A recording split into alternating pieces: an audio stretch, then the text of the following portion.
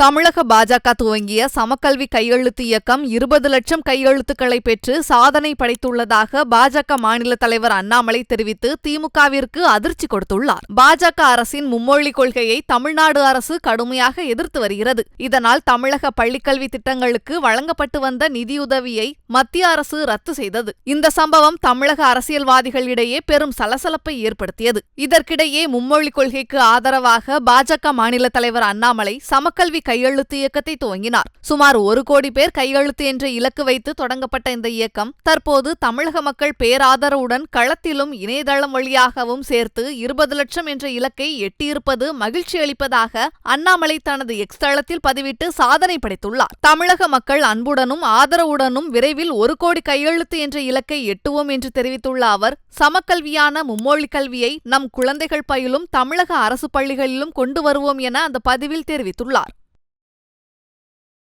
செய்திகளை உள்ளது உள்ளபடி தெரிந்து கொள்ள ரெஃப்ளெக்ட் நியூஸை சப்ஸ்கிரைப் பண்ணுங்க.